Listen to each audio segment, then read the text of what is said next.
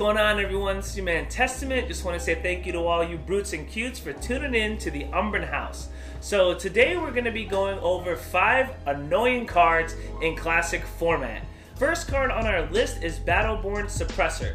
Battleborn Suppressor is an annoying card for those decks that don't play superior item cards. A lot of the decks that play item cards for the utility, typically those item cards are not a superior item card. For the most part, there are some superior item cards that do have some effects, but the ones that are actually pretty good are the ones that are non-superior for the most part.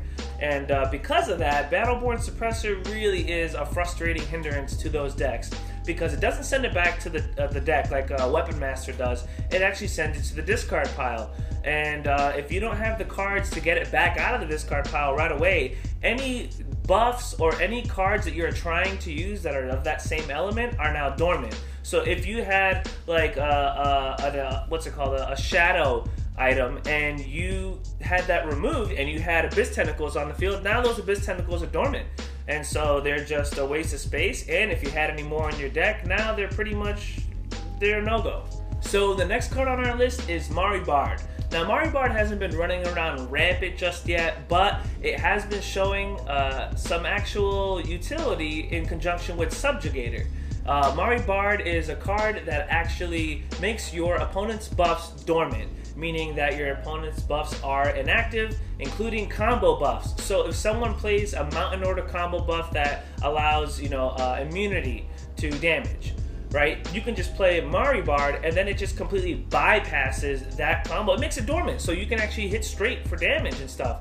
It makes regular damage reduction buffs dormant. I mean, any buff, it'll make it dormant, which really slows down people's progression and aggressiveness with their buff play. It also is a great card for stall and control as well, and there's even a Dread combo buff that stops your opponent from attacking, but because Bard makes that combo buff dormant, you can actually now remove it with the Crystal Leech now, which is an attack card. Like, I've had that happen to me.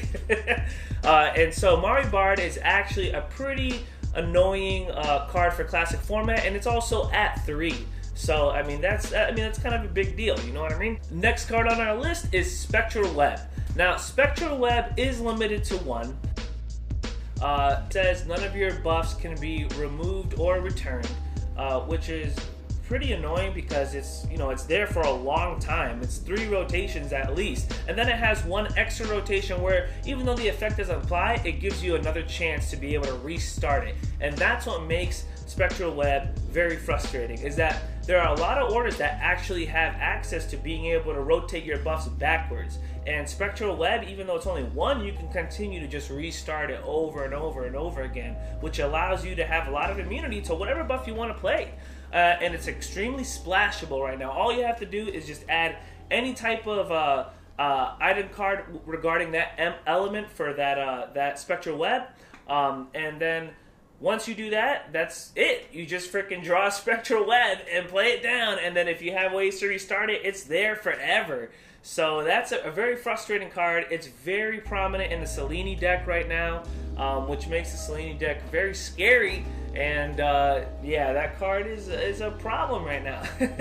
Now, I'm not going to say it needs like an errata or some crap like that. I mean, I think it's fine at 1, but what I'm saying is that it's still very viable because it's extremely splashable. You can put it in almost any order and it'll just be a very problematic card to deal with. Another card that we have right now is Abyss Tentacles.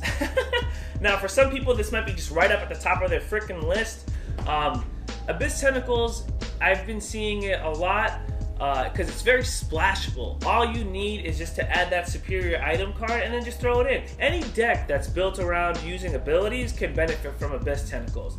And what's awesome is that it's one of those cards that it just can't be ignored, but you don't want to use buff removal for Abyss Tentacles, because there's probably some other crazy combo buffs that you're going to want to remove instead, which make it a very annoying card to deal with, because once it's on the board, even if you have a card like Mountain Fort that stays there, it's just going to continue to hit and just outlast all of your damage reducing buffs, which is extremely annoying. And then at some point, you're going to have to answer to that Abyss Tentacle. and it's extremely splashable. It's in a lot of decks that just use abilities, and that's actually been something that's been increasing little by little actually as this classic format continues to progress.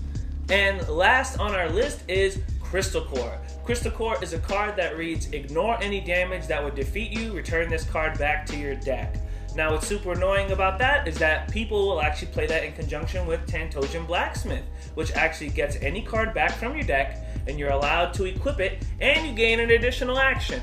So it's a very frustrating stall tactic, and it allows people to be able to just continue to draw and still try to outlast their opponent, and it also forces a layer of control on your opponent now, because now they have to play a certain way around that. Because if you whittle their life down with one attack card and then you finally get the KO hit, but then you have Crystal Core, now that KO hit doesn't apply, and now if they get it back, you have to actually keep doing that until they run out of Tantosian Blacksmiths, or until you play it the right way where you can get rid of that and then deal the KO damage.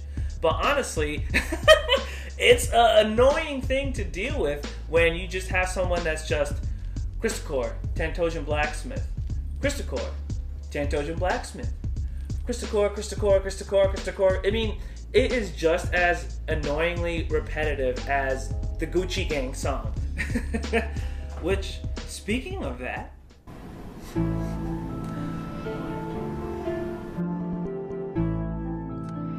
come on, man, seriously?